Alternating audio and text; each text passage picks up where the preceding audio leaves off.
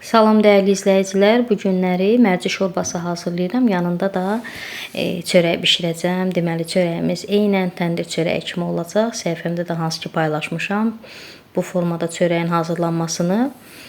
Xəmir yoğururam. Burada çörəyi çox bişirəcəm deyə 2 kiloqram un ayırmışam. 15 qram yaş maya, apardığı qədər də su.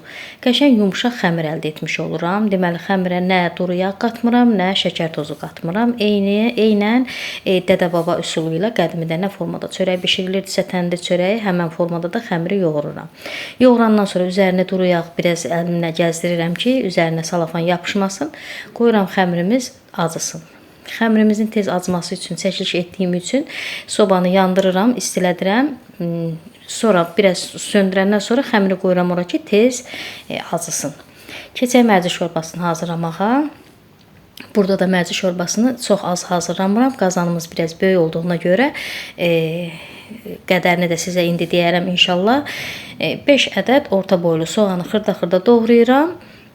Qazanda əvvəlcə soğanı qovuracam kərə yağında. Əlbəttə ki, bunun üçün mən ayırmışam burada. Bağladığım pomidor ki var, hansı ki yayda pomidor bağlayırıq, pomidor kebabı. Oradan 2 dənə götürmüşəm pomidor, bir də bol suyundan götürmüşəm. Bir də tomatdan istifadə edəcəm. 2 ədəd də kartofdan. Bizim burada mərcimiz 1 kilo 200 qramdır. Təsəvvür edin 1 kilo 200 qram mərcini mən burada şorba bişirirəm. Soğanını bol elədim gördüyünüz kimi, qovurdum. Daha sonra həmən pomidorları doğradım, üzərinə əlavə elədim. Tomatını da əlavə elədim, bir xörək qaşığı dolu. Və sarı kökünü əlavə eləyirəm. Yenidən qovururam. Biraz elə bir qovrulmuş pomidor, tomat yağa düşsün. Yağa düşəndən sonra üzərindən mərcini yuyub təmizləmişəm. Üzərindən əlavə eləyib kartofları da doğrayıram. Daha sonra suyunu əlavə eləyirəm, qoyuram bişməyə. Deməli bu müddət ərzində də bizim xəmirimiz acımağa qoymuşam. Əziz xanımlar, buradakı mərci Cəllabad mərcisidir, yerli mərcidir. Yəni marketdə satılan mərcilərdən deyil. Marketdə satılan mərciləri yəni mən heç vaxt demək olar istifadə eləmirəm. Çünki onlar qaynayanda onların elə bir qabığı suyun üzünə çıxır, qalxır. Amma bu yerli mərci olduğuna görə çox gözəl, əla mərcidir. Yəni nə qədər qaynasa da həlim buraxır. Elə bil ki, suyu həlimlənir. Heç əvvəlcədən mərcində islatmamışam. Elə yudum, sadəcə belə istifadə elədim. Xəmirimiz gəldi. Deməli mən xəmiri sobaya qoymuşdum ki, tez acısın. Hardasa 20 dəqiqəyə demək olar bizim xəmirimiz acıdı. Xəmiri kündələyirəm burada. Əziz xanımlar, əvvəllər təndirə çörək bişirəndə analarımız bütün xəmiri yadımdadır ki, bir çuğun, bir teş xəmir eləyirdilər. Onu 10 dənə, 11 dənə, bizdə evdə 9 uşaq olmuşuq. 11 dənə anam, 12 dənə təndirə çörək bişirərdi. Bir dəfəlik onu da kündəliyib yığırdı süfrəyə. Ondan sonra təndir başına aparırdıq, onu yapırdı.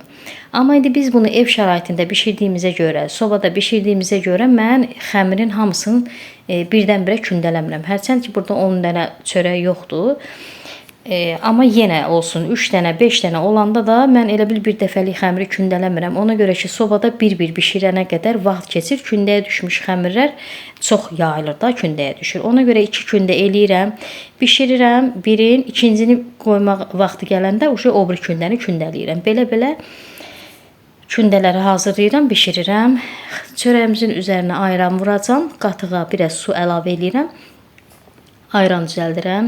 Yəni əvvəldən belə görmüşəm deyə çörəyin üzərinə yayanda da ayran vururlar təndir çörəyinə, təndirdən çıxardandan da sonra. Mən də o qaydada eləyəcəm. İnşallah listimizə yağ çəkirik və un əlavə edirik ki, çörək yapışmasın.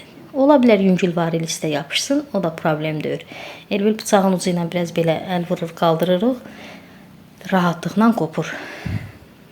Kündəmizi də necə kündəyə düşməsini bilmək üçün kündənin üzərindən biraz əllə vurursan, elə bir kündədən boş belə səs gəlir. Onda hiss edirsən ki, xəmir tam kündəyə düşüb.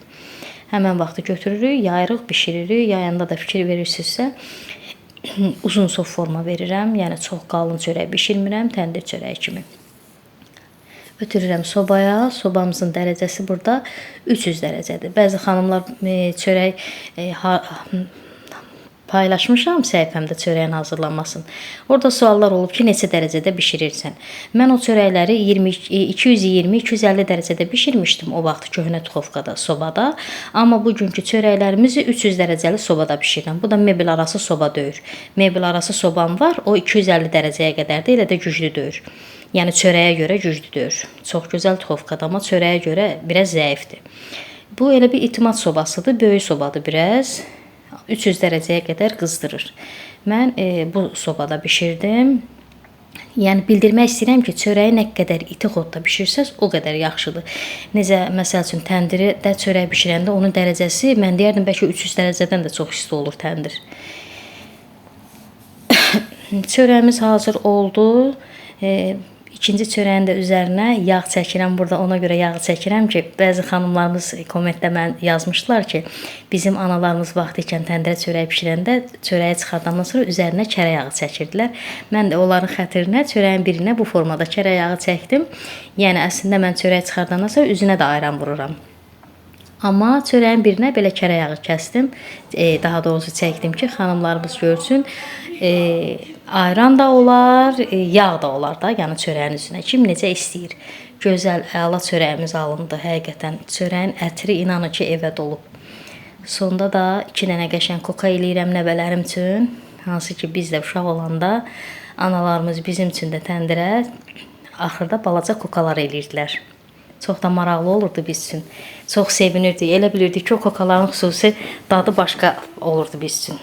Baxın, burada kokaların ortasında birində belə qırmızı var. O narahatçılığa səbəb yoxdur. O hissə çox nazik olduğuna görə altı qızarıb, həm də üstünə verib qırmızılığı. Çörəyin üzərini də ayranla təzədən isladıram. Çörəklərimiz bişib qutarana qədər də mərci şorbamız hazır oldu. Baxın əziz xanımlar, görün necə gözəl mərci şorbası hazır oldu. Çox belə həlimli. Bəzi mərcilər var, bişirirsən, elə bir qabın dibinə çökür, qorğa kimi suyu üzünə çıxır. Amma bizim bu mərcilər, yerli mərcilər elə deyil. Gördüyünüz kimi görün nə gözəl belə həlimli mərci şorbası alınıb. İnşallah ki, bəyəndiniz. Siz də bu formada hazırlayın. Özdə mərci şorbasını hazırlayanda soğanını da bol eləmək lazımdır, bol-bol. Onda suyu daha çox həlimli olur, əziz xanımlar. Sonda göyərtini də elə bir qaba əlavə edirəm də, qazana yox. Ki, təzə-təzə hər dəfə yeməyi çəkəndə qaba göyərtini əlavə edirəm. Evdəkilər də çox bəyəndi. Həm çörəyi, həm şorbanı. İnşallah siz də bəyəndiniz. Abunə olub dəstək olmağı unutmayın. Hələlik.